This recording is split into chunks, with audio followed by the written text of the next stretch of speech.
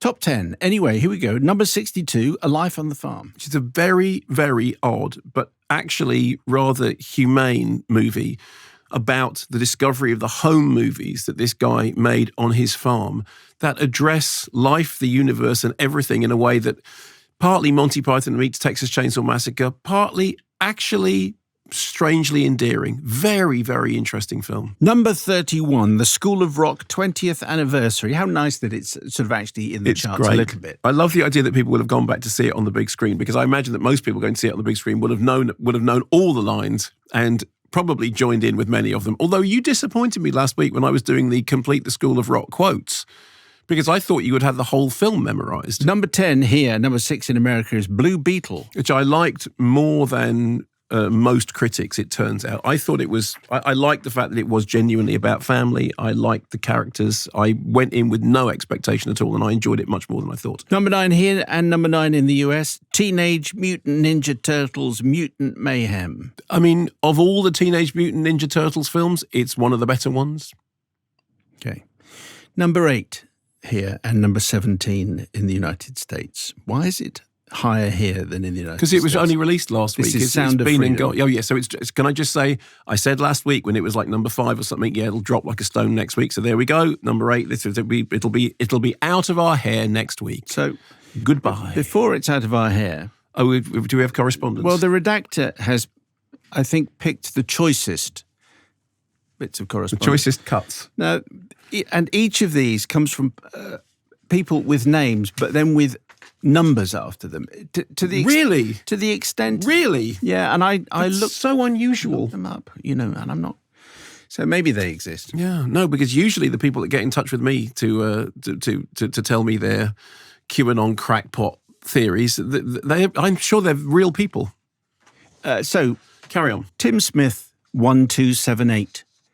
You know, it could well have been that Tim Smith got that thing because there was 1277 maybe Tims before. I haven't yet seen Sound of Freedom. Okay. And I might not. But it's no surprise that Kermode and Mayo openly dismissed the film as they are establishment figures. Can I just say two things? Firstly, I have seen Sound of Freedom. You haven't. Shut up. Given the controversy surrounding it, they have to be seen to hate it and might even genuinely do so. But let's face it. Didn't hate it. Didn't say I hated it. Said it was an unremarkable B movie. So not only have you not seen the film, but you didn't listen to the review. I actually need to finish it because there is a particular moment where everything falls into place. Okay. And the book by Dave Rich that I mentioned a few months ago. Here we go. All right, fine. But let's face it, if they showed support for the film, they would most probably be serious consequences regarding the work. I couldn't care less about Trump, but imagine there is quite a lot of truth in the film because the mainstream media have obviously trashed it. Uh-huh. So whatever they say, it's good or bad or right or wrong, the opposite is most likely to be the case. The events since early 2020 underline this point pretty well for those awake. Oh, right. Hang on, no, here's the bit. Okay. As a side note, I understand that Simon Mayo is a big fan of the author Yuval Noah Harari, a rather questionable individual, closely associated with Klaus Schwab of the ridiculous World Economic Forum. So just that would confirm to me he hardly has great judgment. Oh, right. So it's just a coincidence that they've picked on a Jewish man as the reason that he's a questionable individual. I see. Yeah. I understand.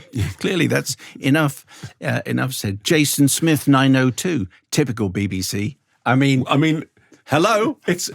Read the press. This is, also not even that this is the most branded programme I've ever been on. Anyway, typical BBC, even the feds admitted they invented QAnon. No, they didn't. No, they didn't. Yeah. No. Apparently, the redactor went back and said, can you provide a source?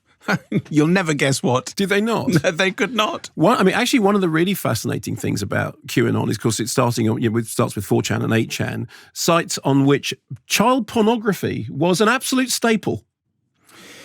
There's just one more. Don't trust me, incidentally. Listen to the Coming Storm podcast, which is very, very thorough. But it is on the BBC. It is on the BBC, yeah. Or, do your research, Simon. Do your research.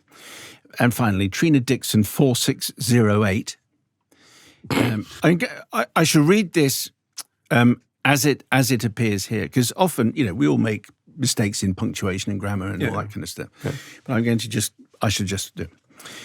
These two people shouldn't even have airtime, never mind pass judgment on anything. Who are they? It's embarrassing. Go see the film. Don't let two nobodies who know nothing about anything comment on any topic. Hope there is not making a living. You might as well have the cheeky girls on. Now that is a good idea at the end. You might as well have the cheeky girls on. But, Yes. Well said. We support Trina in that. Having the cheeky girls. So, I mean, what I'd like to say about this is, firstly, it demonstrates, absolutely proves our point. This is nothing to do with the film. It is to do with the political allegiances of the people who feel they should be aligned with it. Sound of Freedom is an unremarkable B-movie that was given a platform by the fact that Trump did a screening of it. It stars Jim Caviezel, who is a full-on QAnon nutball who believes in adrenochroming, which is absolutely a conspiracy theory that has its roots in anti-Semitic law about, Jewish people drinking the blood of Christian babies. That's where the adrenochroming stuff comes from. If you people are tied up with this, just go over there into some quiet space and enjoy yourself alone. Just a note to Tim Smith, 1278. He is actually right on one fact, and that is I am a big fan of author Yuval Noah Harari, who is the most fascinating and intriguing person. When you hear him on the radio, he's absolutely fantastic. Yeah, but his books are terrific. Okay, but you do know that he's funded by the feds. Oh, I might have to reconsider. Yeah. No, so do your research. Well, what's your proof for that? Q told me. Okay. Anyway, thanks. So next week we won't have to bother with any of this. Thank you very much. Number 7 here. Number 3 in the States, My Big Fat Greek Wedding 3. It's a hit. I don't think that's a hit, Simon. Top 3 in America? That counts, doesn't it? It's not very good. It's really not very good. I wasn't saying it was. I was just saying it's top 3. It has one good joke in it, which is the thing about, I said it last week about, we in this family, we shout, scream, and we win arguments through guilt and threat. But anyway, it's not very good. But I hear that it's all over the airwaves on Greatest Hits. BBC stooge. That's the other thing. When they accuse us of being the BBC, have you not noticed the adverts? Have you not noticed the fact that every now and then we stop and tell you to... I think...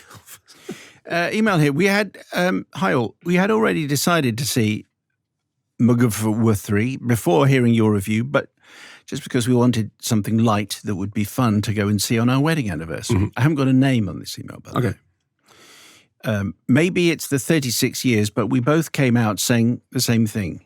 If you want to see a film where a bunch of people go to a Greek island to be silly and occasionally emotional, watch Mamma Mia, Here We Go Again. It felt as long as Oppenheimer with the same number of laughs. There was a vaguely funny airport scene at the end, but by then I was too annoyed to laugh. The trailers were the best bits. Mm-hmm. Seeing a few seconds of Glenda Jackson in The Great Escaper was seeing more acting than in the whole of MacGuffin 3. She was brilliant. Looking forward to the arguments over whether it should be The Great Escapee, followed by letters from grammarians saying, you're right, wrong, and it doesn't matter because language evolves. Oh, there it is. Simon, still on an allotment in Leon C, 40 years an NHS nurse. Very good. Just read the script, Mayo, and you'll be fine. The aforementioned Oppenheimer is number 6 and number 8 in America. Enough. Yeah, what else is there to say?